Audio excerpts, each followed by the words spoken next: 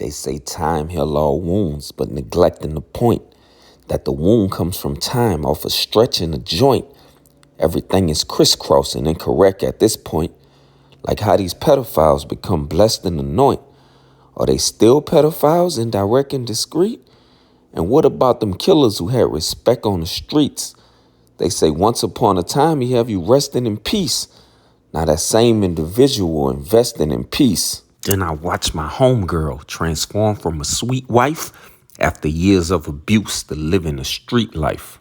And I never once judged her when things didn't seem right, cause I understood the dark times, even in screen light.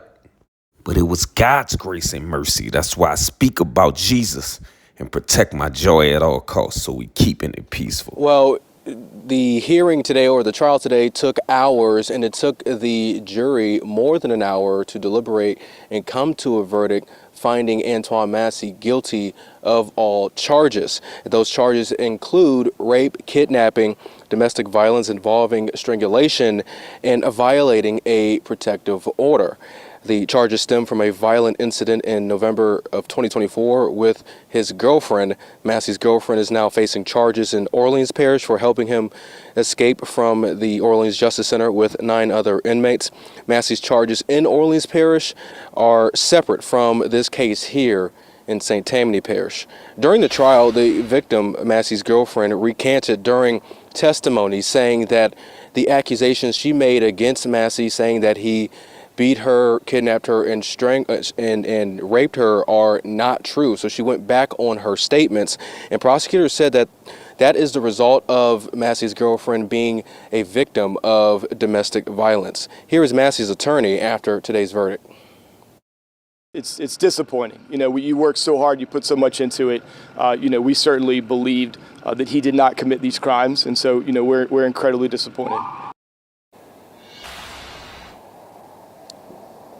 Sentencing for Massey will be on February 12th at 8:30 in the morning. Reporting live here in St. Tammany Parish, I'm Winston Reed, WWL, Louisiana. Welcome to this week's edition of Keeping the Peace podcast, man. So we're going to get right into it. The first topic of the day is Antoine Massey, one of the New Orleans escapees. I know we're a couple days old, but he was found guilty of the original charge. He hasn't been to court on the breakout yet, but he was found guilty of the kidnapping and the rape. But the controversial thing is the girl who said she made up the story. Um, and I'm an advocate because Trinity team work with abused people, so when someone is lying and they trying to get the person off because of the trauma, whatever reason. I'm not judging or whatever, Yeah. but the locals, of course, like they always do, oh, that's messed up, and he got convicted bad, and I'm like, no, he's a raper and he deserves to be in jail. So that's what I think. So give me your thoughts on this one. Mm, I agree. So you're saying he got off, right? Huh? No, he didn't. He was found guilty. She was Uh, trying to get him off. oh, so she She was trying she to change her story. Okay, okay, I knew right. something She like that. came. So she was Yeah. trying to change her story to get him off of that Yeah, sentence. she said she made the whole thing up and that she was They need on to put her in drugs. jail No, that's what I said. But I think for I playing with think the she system. got. I think that's what they need to start doing. Um, let it go both ways. If you're lying about being raped and they didn't rape you and they falsely put them in jail, penalize the person who reported it, and vice versa. If you're there, because basically you're wasting tax dollars, you're wasting people's time, right? Like, who's paying for these court hearings, who's paying the judges? And so this is all like tax dollars getting wasted because of that person. So I definitely feel like they should arrest anyone who's lying about any crime. But he was convicted because even though she tried to lie and get him off, they used the rape kit from the night of the rape as Yeah. well as the police report. Yeah, so she And should be arrested for trying yeah, to lie. for trying to get him off. But I was Yeah, like, for nah, he sure. did it. Yeah, yeah, for sure.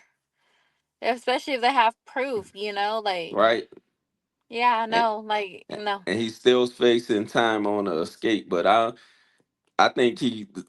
I He want to about to say be it put carry. under the jail. Yeah, I think it carries a mandatory life sentence too, but I ain't Yeah. 100% sure on it. So yeah, the escape don't really matter because he about to get his issue with the other charge. Mm-hmm. For sure. The Good luck. second Good luck with topic, that. right? The second topic at hand is this lady was on a cruise ship. She was served 33 drinks and she ended up falling overboard and passing away. Oh my And gosh. her family is saying that it's the cruise ship's fault for letting her drink 33 drinks. I don't know if you ever been on a cruise, but the point of on those cruise ship, I won't say to drink belligerent, but is to have fun. So everybody's drinking, partying, having fun. Yeah. Nobody's gonna tell you to stop, and it's not their Right. responsibility. I can see if you Right. acting crazy, then yes, somebody will refrain you. But for the most part, Right. people are on vacay time. So what's your thoughts on that? Um, I was somebody who did have a TABC license. I was able to serve people alcohol. I was a bartender once upon a time ago. And it's actually our responsibility to know when and when not to serve.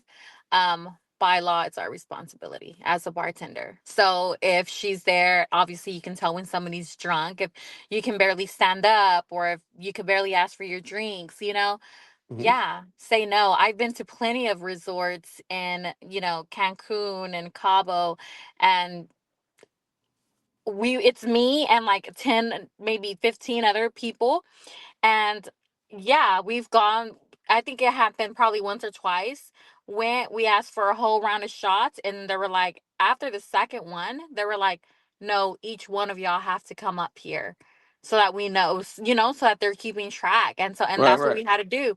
I had to go, one time, or, ask for five, or another friend go another time and stuff like that. But yeah, it's definitely our responsibility. Um, to monitor who we should serve by law. Yeah. So they can definitely get sued. And the bartender can also get in trouble for serving somebody who was overly intoxicated, who is overly intoxicated, because, a life was lost. And we take tests for this. So it's just like, there's no excuse. I get it. Yeah, you're there to have a good time. But we literally take a test and get licensed to serve and to not serve, and it's just like, what is that for then, if we're just going to be serving irresponsibly? So Mhm. yeah, I mean, I get it, but no, got to be more careful, because obviously people are on vacation. Yes, they want to party, they want to get drunk, and the people she was with too, like your friends, your family. Like, I don't let my friends get stupid drunk like that, and it's just like, Mhm. once they're drunk, all right, girl, let's go eat, or I'm grabbing food, I'm grabbing, whatever. Okay, making sure, you have. This is why I always say, be careful who you call your friends, be careful who you associate yourself with, because I'm not going to let my family and my friends, get stupid drunk like that, and much less walk by themselves, slip up, you know what I mean? Like, we're never by ourselves when we're at the resort. We're going, one of us is going somewhere, at least one is coming along. One is too drunk, we're all walking them to the room, making sure they're asleep. It's happened to me. I got shit faced drunk one time, and all my friends we were supposed to go to the club that night, and we're in a resort, all drinks paid for. So yeah, my friends walked me to the room. I slept my ass to the next day, and it's just like, you're supposed to have real friends like that and real family. So it's just one of those unfortunate situations. But yeah, hell yeah, definitely. Yeah, it's a crime. Why are you charging somebody who's too drunk? So yeah, or why are you serving someone who's too drunk? So yeah, I think Okay. that's okay. My next topic, they are saying that these vaccines that was supposedly used to prevent COVID was Mm-hmm. actually killing people. I believe that anyway. You say I'm a Mm. conspiracy theorist. I believe that from the gate. But now the kids that took it are passing it away, and now you got a couple doctors in an uproar saying that can't be clinically proven, and Um, what they putting out is propaganda. So, what are your thoughts on that? Yeah, I'm all about proof. I need to see, how many people really died off this shot. Um, I'm all for the flu shot. I took the COVID shot, so I hope I'm good. And my parents took it. My mom's overly sick, so every time a COVID shot came, we were like, you cannot afford to get sick. Like, this thing is killing people. So we made my mom get the COVID shot every single time, both my parents. My daughter was a baby at the time. So I made sure I was vaccinated because God forbid I get my daughter sick. And Hmm. I did get COVID and I went through that whole experience, and I did feel like I was gonna die at one point.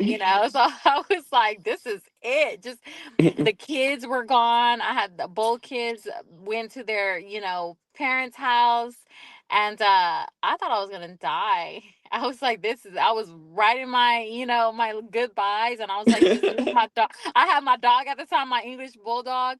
My sister, she had came and left me food on my patio. It was bad. And so I was like, girl, I'm dying. This is it. I slept on the couch, and then it was so bad because I couldn't get up, and it was just me and my dog, and I looked at my dog and I was like, fuck that, I'm gonna die and this dog's gonna eat me out of hunger. So I was so prepared. Not even prepared, but I was just mentally like, this is it. I felt so bad, and I was like, I'm gonna put him in his kettle because you're not gonna eat me. Right, right. And obviously I fell asleep.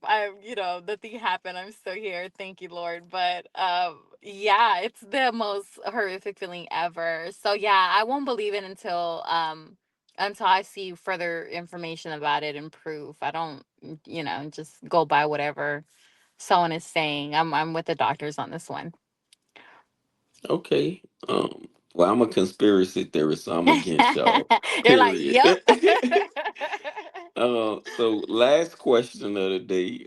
I was with the homies this week. Couple married, most single.